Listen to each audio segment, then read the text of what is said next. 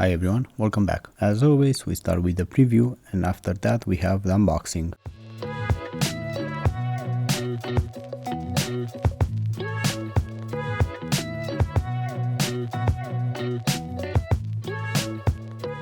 In this shot we can see the sizes in other brands. Feel free to pause the video every time you need.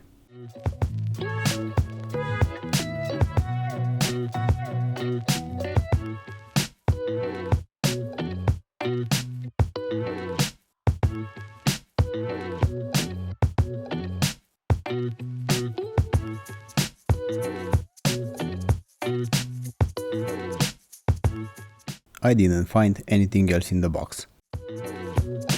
In this shot we can see both of them, and as always we're gonna start with the left foot because I want to check if the quality is consistent in both shoes. If you care about cushioning in general, you should pay attention to this part. Basically in this shoe what you see is what you get.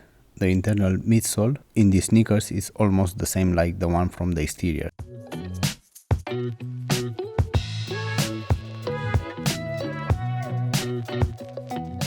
The knit material in these sneakers is quite good and I actually like it the way it is. Except maybe the overcomplicated area around the instep, where are the laces, where we can see there's some cordons. Well, I don't like those. I don't feel the need to have them there. In my particular case, I even had problems with those because I felt that the middle of the foot, it was too tight somehow. I mean, the toe box has plenty of space and in the middle I don't have enough. I feel some pressure points there, so I don't see the reason to have those there.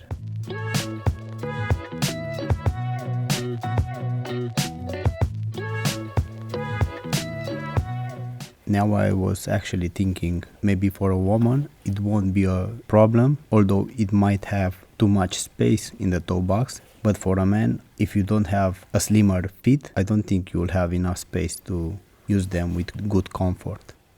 The midsole feels almost the same like the one from Invincible, but not as soft though. It's close, but not as soft.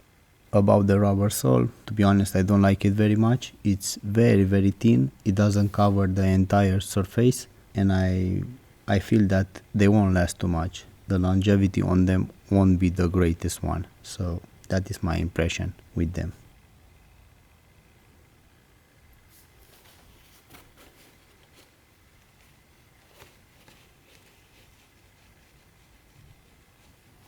The exposed foam right under the toe box I think is a mistake. It shouldn't be this way.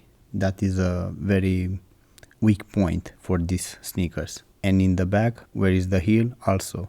It shouldn't be this way. In the shot we can see the thickness of that rubber sole. I don't know if they have around 2 millimeters or so. Really, it's not much, so you cannot expect too much from them to last. On the back of the heel, where is written Nike React, that is a reflective materials and I will show it to you in few minutes.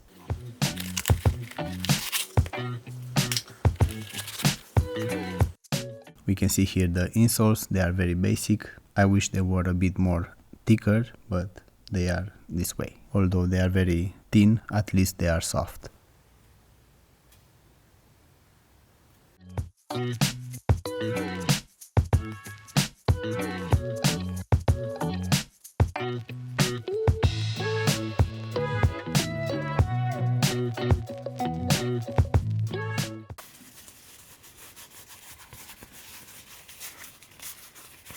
I know that this Nike React is very popular model and I wonder how it is for you guys. If any of you tried already, I wish it could tell me in the comments. Just let me know how they are for you. Do they fit okay or is just my feet that they have these issues with them?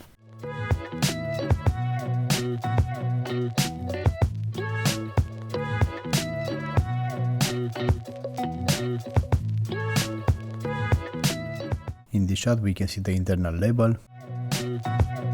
As you can tell, the footbed is different in comparison with the one that we can find in Invincible 2, for example. That one doesn't have this extra material over the midsole and I prefer that way over this one.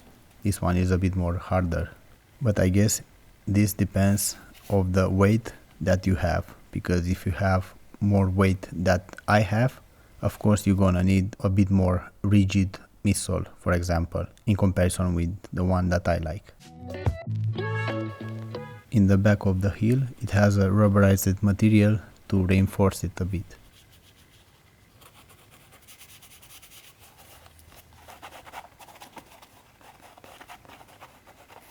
As we can tell, the upper, it does have some stretchable material, and because of that I said that I like this upper, because somehow it does remind me of the one from the Adidas Ultraboost older models, like Ultraboost 20 for example. The thickness on them is quite okay, although it has only one layer. In the shot we can see the right foot. To be fully honest, I didn't find any issues with these sneakers, no problems with the stitching or the gluing, at least on this pair.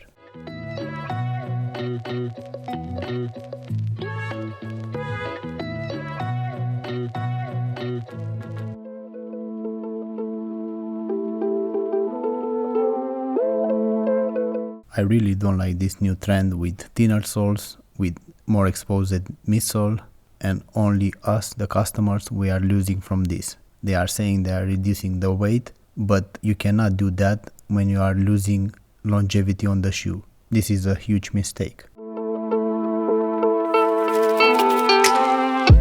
In the shot we can see the insole, and again both of them, as you can tell, they are exactly the same, no difference in between them.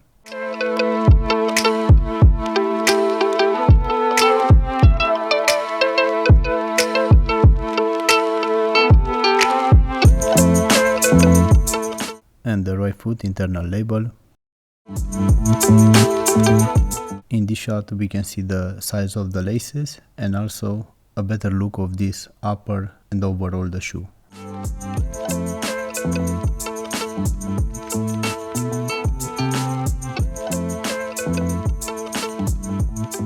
The laces seems to be well made for the price that they have. In this shot we can see a bit better this upper and the tongue.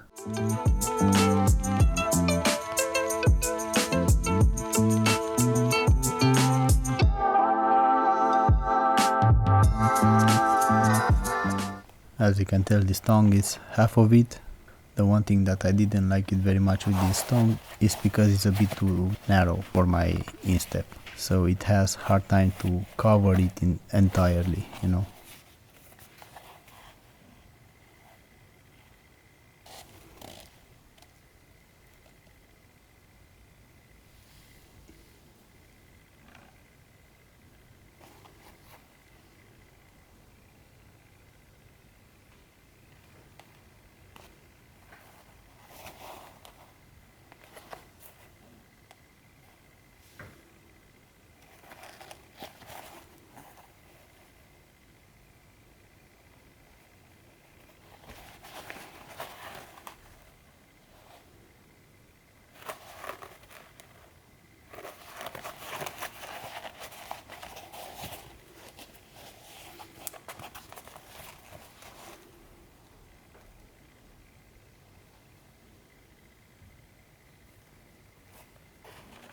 The padding on these sneakers is right on point. I wouldn't like to have more than this.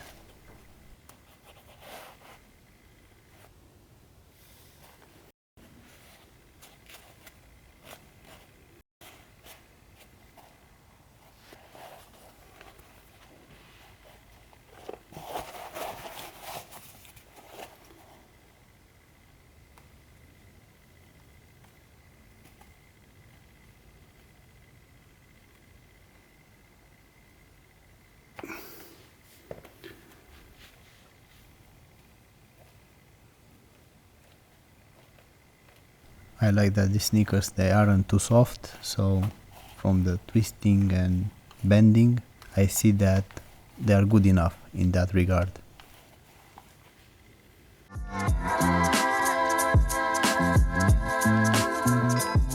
This part I'm repeating in every episode, so you can check multiple kind of sneakers just to get yourself an idea how they are these ones if you want, if they are smaller or larger, if you have to go size up, size down.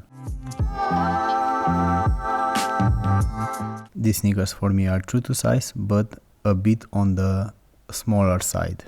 So some of you, they might want to go half size up. In this case, it depends on you. In the end, everyone has a different fit, so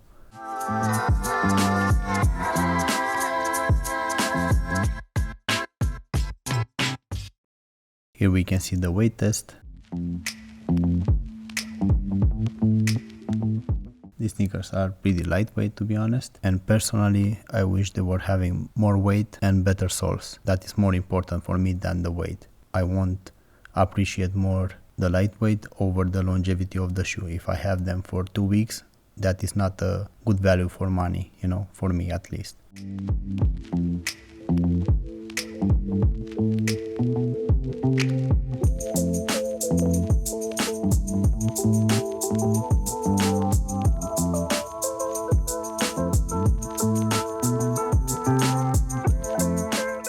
In this shot we can see how they are fitting to my footbeds.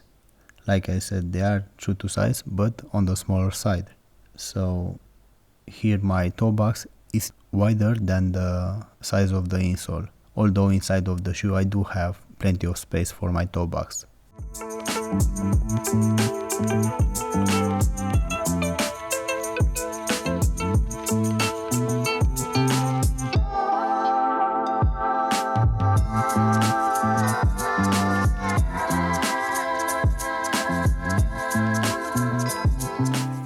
This shot is in real time because I wanted to show it to you how easy are to get them in your feet or not.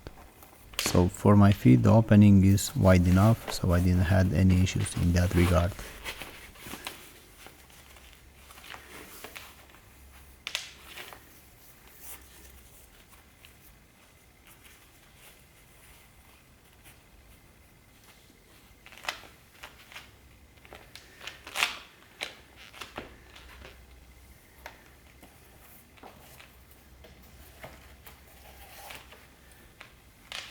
If you want, you can pay attention to the end of the laces, because that tongue, it has a bit hard time to cover my entire instep. Like I said, my instep is a bit bigger, and because of that the tongue is not wide enough in this case.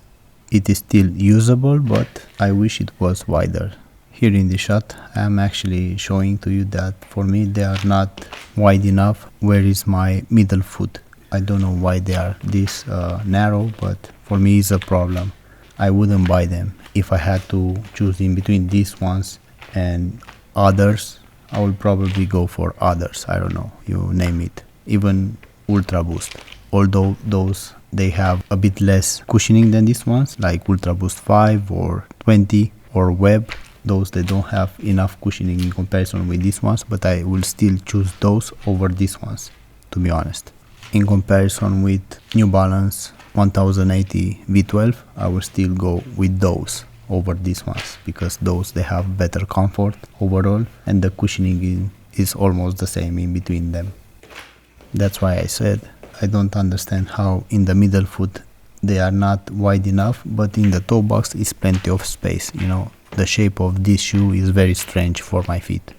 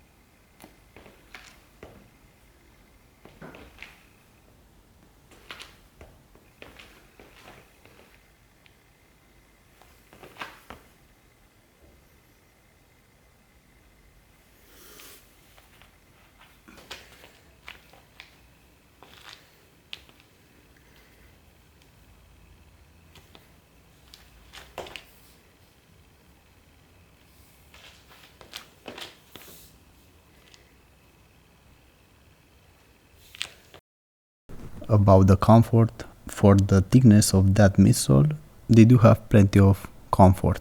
The cushioning is very good for the thickness that it has because it's not very much. On the toe box I think is quite okay. On the heel I wish it was having a little bit more than it has right now, but it's not that bad. In the back of the heel I did have some issues with those heels. They were rubbing my feet, but nothing too crazy. In this shot we can see them with the Invincible 2. Obviously the Invincible 2 has more cushioning, it has more comfort, the tongue is wider, the price is almost the same, so for me Invincible 2 obviously is the better shoe for me, because they are max cushioning sneakers and I do prefer those kind of sneakers. Both of them, they have very thin soles that I don't like them, but this is how they are, you know.